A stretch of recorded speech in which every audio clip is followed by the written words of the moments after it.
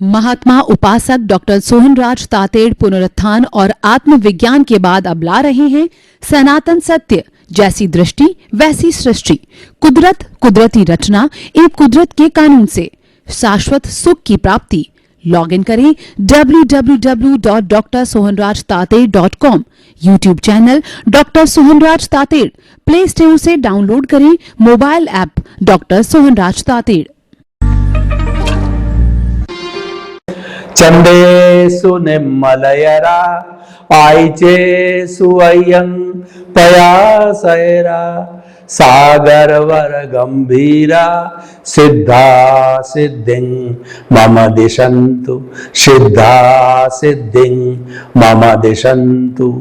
हे मेरे भीतर विराजमान शुद्ध आत्मा भगवान, मुझे ऐसी शक्ति दो, जागृति दो कि मैं लोक कल्याण का काम करूं, मेरे द्वारा किसी को दुख नहीं पहुंचे और आप सागर के समान गहरे हो, पर्वत के समान विशाल हो, आप रिद्धि सिद्धि प्रदाता हो, आप मुक्ति प्रदाता हो।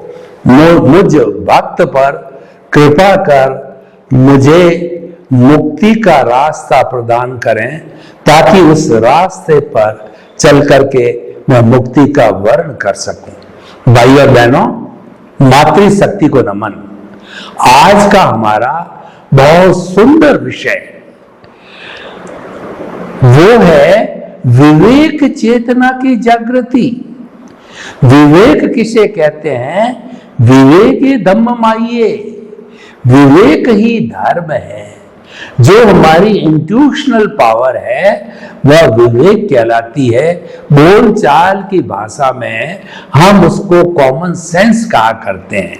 देखिए, एक तो हमारी चेतना वह होती है जो पुस्तकों से पढ़ करके और किसी की शिक्षा ग्रहण करके, शास्त्रों का अध्ययन करके और उसके साथ के अंदर किसी का प्रवचन का श्रवण करके हम अपनी चेतना को जगाते हैं, हम ज्ञान को जगाते हैं।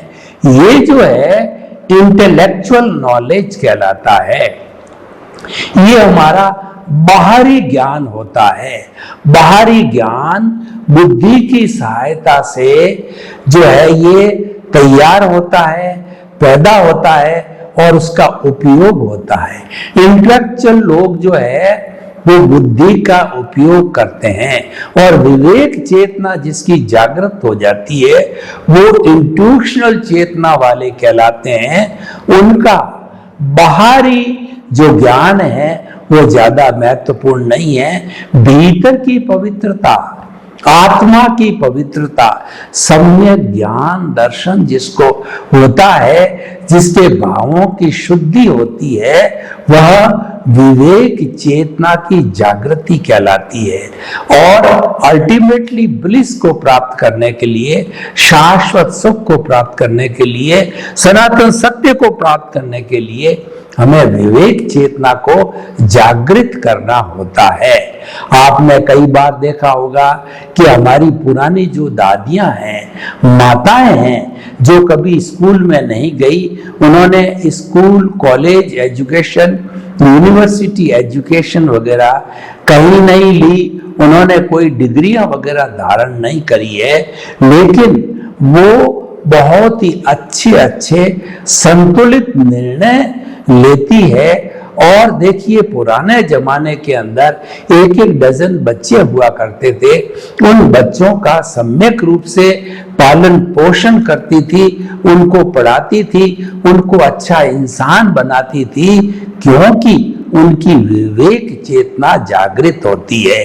जिसकी विवेक चेतना जागृति होता है वह बुद्धि से परे चला जाता है, वह पंडित बन जाता है। जो व्यक्ति बुद्धि की चेतना पर कार्य करता है वह जो है विद्वान कहलाता है। जो व्यक्ति शिक्षा को ग्रहण करता है वह विद्वान कहलाता है।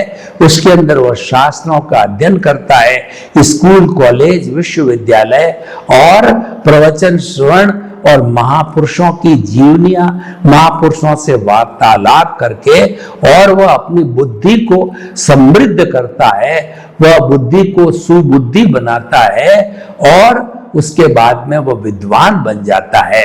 लेकिन पंडित बनने के लिए इंट्यूशनल होना पड़ता है, विवेक जागृत करना पड़ता है।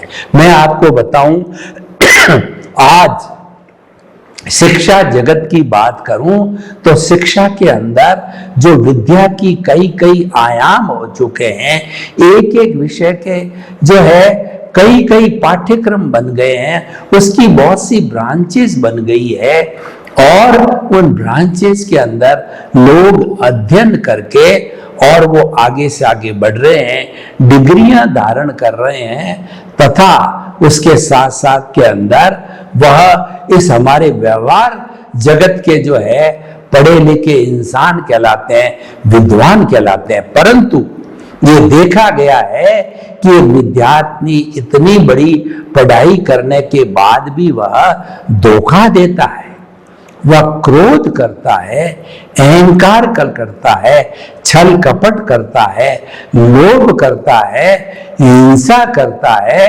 सुसाइड करता है, रेप करता है। आज के जमाने के अंदर जितनी बुराइयां फैली है, उन बुराइयों को करने वाले शिक्षित लोग हैं। बेचारे गांव के लोग होते हैं, फिर भी वह कोई बहुत बड़ा अपराध कर नहीं पाते हैं, क्योंकि उनके पास में इतनी विकसित बुद्धि नहीं होती है। आजकल जितने जितने करप्शन, जितने जितने घोटाले, अपराध, एटीएम को तोड़ना और जो है वो जो कहना चाहिए फाइबर के अपराध करना, कई कई जितने घृणित कार्य है, जैसे कि मिलावट का कार्य करना, शराब है, मसाले है, खाद्य सामग्रियां हैं, ये सभी बुद्धिशाली लोग करते हैं, क्योंकि उसमें बुद्धि की एप्लीकेशन होती है और कम पढ़े लिखे लोगों के पास में इतनी बुद्धि विकसित नहीं होती है। लेकिन कुल मिलाकर के ऐसे विद्वान और बुद्धिशाली लोगों का समाज के अंदर कोई विशेष उपयोग नहीं है और वो लोग एक अच्छा समाज का निर्माण नहीं कर सकते, एक अच्छे विश्व का निर्माण नहीं कर सकते हैं। आज विश्व के अंदर इतनी आपाधापी, इतनी हिंसा, इतनी कटुता और इतनी असंवेदनशीलता क्यों बढ़ रही है? इनके कारणों का हम पता लगावें कि आज बुद्धि के स्तर पर इंसान बहुत इंटेलिजेंट हो गया है, विद्वान हो गया है, लेकिन उसका भावनात्मक विकास है बहुत कमजोर है, क्योंकि वह भावनात्मक विकास की ओर जाता ही नहीं है। भावनात्मक विकास का अर्थ होता है इमोशनल हेल्थ। उस इमोशनल हेल्थ को पैदा करने के लिए विवेक की जागृति करनी पड़ती है। इसीलिए कहा गया है कि विवेके धम्मम आइए, विवेक ही धर्म है। खाने का विवेक, पीने का विवेक, बोलने का विवेक, कार्य करने का विवेक और समस्त तरह के जितने भी हमारे मन वचन काया की गतिविधियां हैं, उन सब को अच्छी तरीके से करने के लिए विवेक एक मुख्य तत्व है। जो व्यक्ति विवेकशील होता है वह अपराध नहीं करता है, वह घोटाला नहीं करेगा, वो करप्शन नहीं करेगा, वह किसी को दुख नहीं देगा, क्योंकि उसकी प्रज्ञा जागृत हो जाती है। विवेकशील आदमी का संबंध प्रज्ञा से जुड़ जाता है और ये प्रज्ञा उसको हम इंट्यूशन कहते हैं। और प्रज्ञा जागृत होने के बाद के अंदर वह व्यक्ति भीतर का उत्थान करता है। प्रज्ञा के जगत में शब्द समाप्त हो जाते हैं। शब्दों की जो अंतिम मंजिल या अंतिम पहुंच या कहना चाहिए चरम लक्ष्य है, वो हमारा बुद्धि का जगत है। बुद्धि के परे जो है शब्द नहीं है, वहां पर वाइब्रेशंस है। और वाइब्रेशन के जगत में जो भी जाता है, चाहे ईसा मसीह जाए, चाहे मोहम्मद साहब जाए, चाहे गुरु नानक जाए, महावीर जाए, गौतम बुद्ध जाए, राम जाए, कृष्ण जाए, तो उसके अंदर उन सबको एक सी वाइब्रेशन दिखती है। वहां पर सत्य का दर्शन होता है, प्रभु का दर्शन होता है, आत्म साक्षात्कार होता है, क्योंकि वह सच्चाई का जगत होता है। विवेक का जगत है, वह सच्चाई का जगत है, वहां झूठ को कोई स्थान नहीं देता है। और truth is God, God is truth, सत्य ही भगवान है और भगवान भी सत्य है। ये हमारा इंट्यूशनल वर्ल्ड है, प्रज्ञा का जगत है, विवेक चेतना का जगत है। तो उस तरीके से हम भीतर के जगत में जाकर के विवेक चेतना को जागृत कर सकते हैं। और विवेक चेतना के जागृत होने के बाद में हमारा ये मनुष्य जन्म है धन्य हो जाता है। विवेक चेतना भीतर का विषय है और बाहर जो व्यवहार होता है वह उसकी परिणति है, वह उसका परिणाम है, वह उसका भुगतान है, वह उसका रिजल्ट है। जिसके भीतर विवेक की चेतना जागृत हो गई है, वह व्यक्ति जो है परोपकार करेगा, जगत कल्याण करेगा और जय जगत करेगा, लोक कल्याण करेगा। वो परार्थ और परमार्थ की चेतना के अंदर जिएगा। तो कुल मिलाकर के हमारे को जीवन के अंदर जो है अच्छा बनने के लिए विवेक चेतना को जागृत करना होता है। जिसकी विवेक चेतना जागृत हो जाता है वो मुक्ति की ओर आगे से आगे बढ़ जाता है, क्योंकि विवेक चेतना जागृत होने के बाद में हमको सम्यक ज्ञान, सम्यक दर्शन मिल जाता है। और ये सम्यक ज्ञान, सम्यक दर्शन का डेवलपमेंट होता है। तो ये नेक्स्ट बर्थ के अंदर हमारी आत्मा के साथ में कैरी फॉरवर्ड होता है। जो हमारी आत्मा है उसके लिए कहा गया, उसकी परिभाषा दी गई है, उपयोग लक्षणों जीव। जीव का लक्षण है वो उपयोग है। उपयोग का अर्थ है ज्ञान और दर्शन। ज्ञान का मतलब ये है कि जो कुछ भी पांच इंद्रियों से दिखाई देता है वो ज्ञान कहलाता है। और दर्शन का अर्थ होता है इस जगत का संचालन करने वाला कौन है, ये जगत कैसे चलता है, और उस जगत के अंदर 84 लाख जीवा योनि के प्राणी किस प्रकार अपने कर्मों का भुगतान देते हैं या जीवन यापन करते हैं। तो हम ये कहना चाहते हैं कि आप विवेक चेतना को जागृत करो। अब विवेक चेतना को जागृत करने की तो मैंने बात कर दी, ये तो एक पक्ष हो गया। लेकिन दूसरा पक्ष ये है कि इस विवेक चेतना को कैसे जागृत करें। विवेक चेतना को जागृत करना या विवेक के स्वभाव में रहना ये तो हमारा सिद्धांत हो गया। लेकिन केवल सिद्धांत से हमारा काम संपन्न नहीं हो जाता है। थ्योरी के साथ में प्रैक्टिकल होना जरूरी है, थ्योरी के साथ में एक्शन होना जरूरी है। ये थ्योरी और एक्शन और थ्योरी और प्रैक्टिकल है मिलकर के किसी भी कार्य को संपूर्ण बनाते हैं, होलिस्टिक बनाते हैं। तो अब मैं आपको बताना चाहता हूं कि विवेक चेतना को कैसे जागृत करें। देखिए, हमारा सम्यक ज्ञान दर्शन कैरी फॉरवर्ड होता है।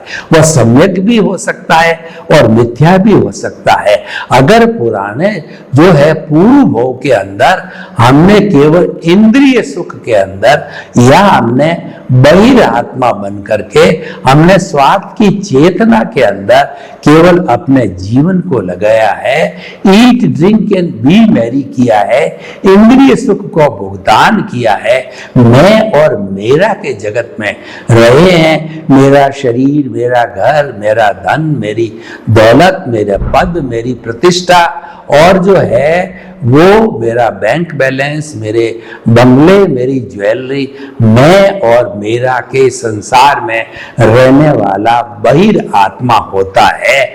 और वह जो है स्वार्थ की चेतना वाला होता है। कोई भी मनुष्य चाहे इस जन्म का हो, चाहे पिछले जन्म का हो, या आने वाले जन्म के अंदर वह जीवित रहता है, तो उसके अंदर वो किस तरीके की चेतना को जागृत करता है, उसी के अनुरूप उसका जीवन होता है। तो हम जो है, अब हमारा वर्तमान अच्छा बने, भविष्य अच्छा बने, तो उसके लिए विवेक चेतना को जागृत करने के हम कुछ प्रयोग करेंगे, हम कुछ सूत्र निकालेंगे, कुछ हम टिप्स की बात करेंगे, कुछ जो है हम प्रैक्टिकल करेंगे। तो जो है हमारी विवेक चेतना को जागृत करने के लिए सबसे बड़ी बात यह है, पहला सूत्र है कि हमें हमेशा वर्तमान में जीना चाहिए। देखिए, हमारी विटालिटी, हमारी प्राण शक्ति, हमारी प्राण ऊर्जा, जिसको कर्ण वीर्य कहा जाता है, उसके बिना मन वचन काया की जो है हमारी कोई प्रवृत्ति संभव नहीं है। और वो प्राण शक्ति जो पैदा होती है, वह भोजन, पानी, प्राणवायु, ऑक्सीजन और धूप, विटामिन डी। आजकल डॉक्टर लोग हैं, ज्यादातर जिनकी हड्डियां कमजोर हो जाती है, जिनकी नसें कमजोर हो जाती है, उनको विटामिन डी देते हैं। ये विटामिन डी सूर्य की किरणों से मिलता है। पुराने जमाने के अंदर गांवों के अंदर लोग हैं, वो ज्यादातर खेती बाड़ी करते थे, या कहना चाहिए वो प्रकृति के करीब रहते थे, वो खुले वातावरण में रहते थे, तो उनको सहज रूप के अंदर धूप मिलती थी, शुद्ध प्राणवायु मिलती थी, शुद्ध जलवायु मिलता था, शुद्ध पानी मिलता था, और खाना भोजन सभी शुद्ध होता था। और वो लोग परिश्रम करते थे, वो सम श्रम और श्रम की नीति में विश्वास करते थे। सम का अर्थ होता है समभाव, समता का भाव। समभाव क्या कहता है कि चाहे आपको सुख आए, चाहे दुख आए, चाहे आपको कोई घृणा करे, चाहे जो है वो आपकी प्रशंसा करे, चाहे आपकी निंदा करे, चाहे आपको गाली दे, चाहे आपके प्रशंसा करे या आपका जो व्याख्यान करे, तो ऐसी स्थिति के अंदर एक समान रहना समभाव, समता कहलाता है। जो हम विवेक की चेतना को जागृत करने की बात करते हैं, तो समभाव में रहने से विवेक की चेतना जागृत होती है। वर्तमान में रहने से हमारी विवेक की चेतना की जागृति होती है, क्योंकि जो वर्तमान में रहता है वह मनुष्य प्राय क्या होता है कि ज्यादा समय या तो भूतकाल की स्मृति में रहता है या भविष्य काल की कल्पना में रहता है।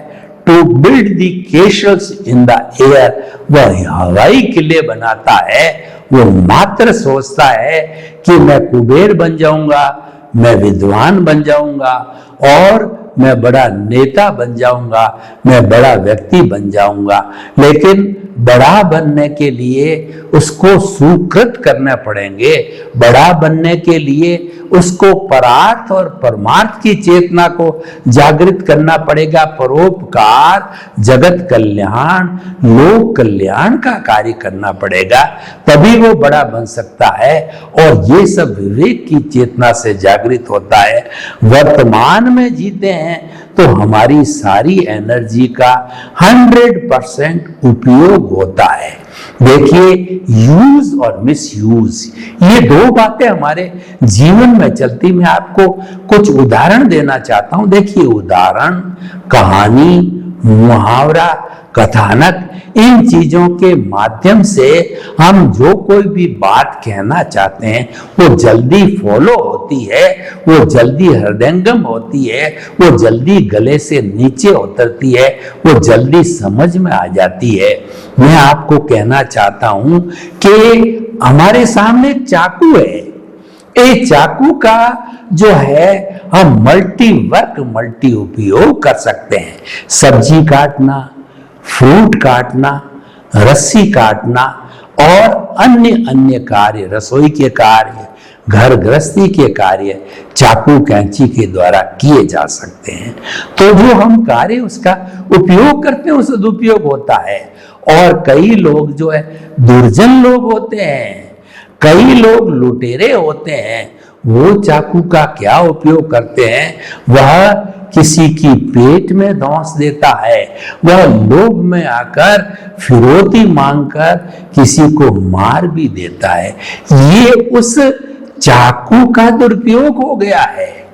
हमारी बुद्धि का सदुपयोग विवेक चेतना जागृत से होता है, और उसके साथ साथ में अगर हम अविवेक में होते हैं, यानी कि हम हिंसा की भावना से प्रेरित होते हैं, हम जो है कषाय राग द्वेष की भावना से प्रेरित हो जाते हैं, मोह की भावना से प्रेरित हो जाते हैं, तो वह हमारा विवेक चेतना का सदुपयोग नहीं कहला सकता है। तो मैं आपको कहना चाहता हूं, विवेक चेतना को जागृत करने के लिए हमेशा वर्तमान में जियो। वर्तमान में जीने का दूसरा नाम है भावक क्रिया।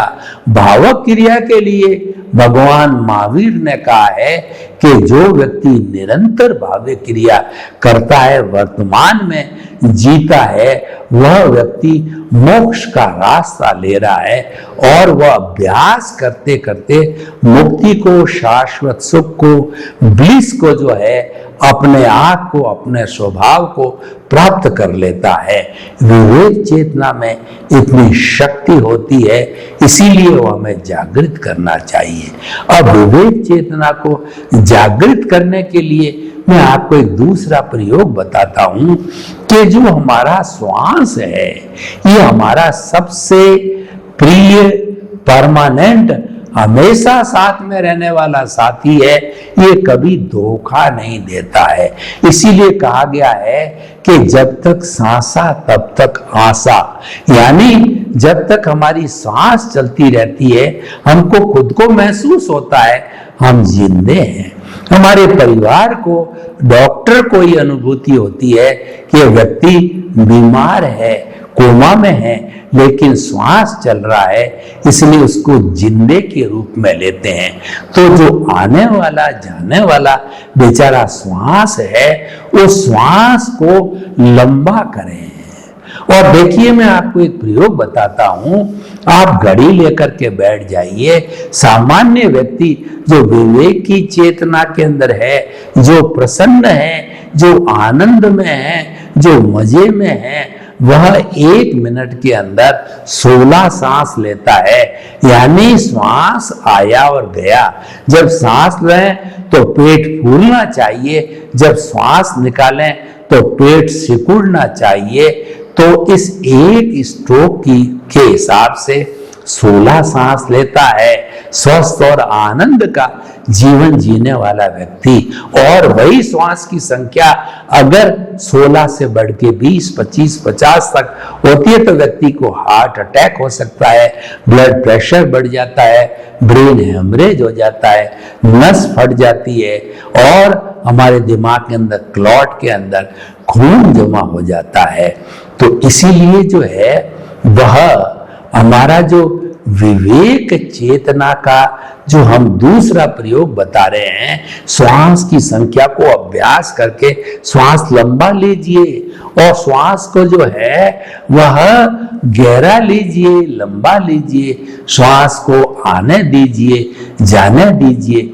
जब लंबा श्वास बढ़ेगा तो लंबे श्वास के साथ में जो हमारी श्वास की संख्या वो घट जाएगी। ये घट करके 16 से 14, 12, 10 तक आ जाती। और मैं आपको बिल्कुल आत्मविश्वास के साथ कहना चाहता हूं, अगर संख्या वह 8 तक आ जाती, यानी श्वास आपका नेचुरल वेव के अंदर लंबा हो गया, तो ऐसी स्थिति के अंदर 8 श्वास प्रति मिनट वाला व्यक्ति विवेक चेतना को जागृत कर लेता है। वह इंट्यूशनल बन जाता है। उसके न तो क्रोध आता है, न उसको कोई तरह का घमंड होता है, न वह कोई तरह का छल कपट करता है, न वो अति लोभ करता है। यानी वह एक आइडियल व्यक्ति बन जाता है, वो ऐसा व्यक्तित्व बन जाता है जो कि समाज के लिए वंदनीय, स्तुत्य, अनुकरणीय बन जाता है और उसकी बात को सभी पसंद करते हैं और उस रास्ते पर चलना चाहते हैं। तो इसीलिए हमारे श्वास के जितने प्रयोग है, जिनको हम प्राणायाम कहते हैं, अनुलोम है, विलोम है और भस्त्रिका है, कपालभाति है, तो शीतली है वगैरह है, श्वास के सारे प्रयोग है वो हमारी भावनात्मक विकास करते हैं और हमारी विवेक की चेतना को जागृत करते हैं। आज शिक्षा जगत में देखें तो हमारी वर्तमान केंद्रीय जो है वह जो कहना चाहिए सरकार है, उन्होंने कहा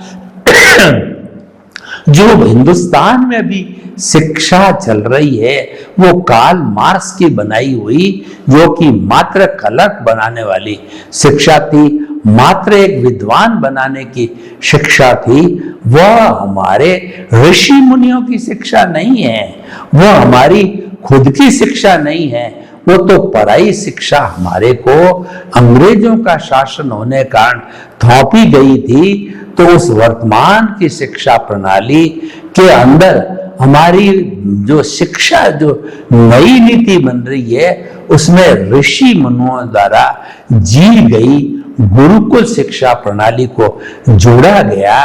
गुरुकुल शिक्षा प्रणाली विवेक जागृत करने की शिक्षा थी, इंस्टीट्यूशनल बनने की, पंडित बनने की शिक्षा दी जाती थी। स्वयं जो गुरु होते थे अपने अपने विषयों के अंदर, वो बहुत ही पारंगत होते थे, यानी कि वो अपने विषय के ज्ञाता होते थे, लेकिन उनका भावनात्मक विकास, उनका जो कहना चाहिए जो विवेक है बहुत ऊंचे दर्जे का होता था। तो विवेक चेतना की जागृति हमारे कैरेक्टर से जुड़ी हुई होती है, चरित्र से जुड़ी हुई होती है। तो सम्यक ज्ञान दर्शन चारित्राणी मोक्ष मार्ग है। हमारे को सम्यक ज्ञान हो गया। सम्यक ज्ञान क्या है? इस मेरा जो ये शरीर है, इस शरीर को जो है वो चलाने वाला मैं नहीं हूं और शरीर मेरा नहीं है। इन सब जो है बातों को देख करके हम ये निष्कर्ष पर पहुंचते हैं कि विवेक की चेतना को जागृत करके हम यह जन्म और आने वाला जन्म दोनों सफल बना सकते हैं। ओम अरहम। महात्मा उपासक डॉक्टर सोहनराज तातेड़ पुनरुत्थान और आत्मविज्ञान के बाद अब ला रहे हैं सनातन सत्य, जैसी दृष्टि वैसी सृष्टि, कुदरत, कुदरती रचना एवं कुदरत के कानून से शाश्वत सुख की प्राप्ति। लॉग इन करें www.drsohanrajtated.com, YouTube channel doctor Sohanraj Tated, Play Store से डाउनलोड करें mobile app doctor Sohanraj Tated.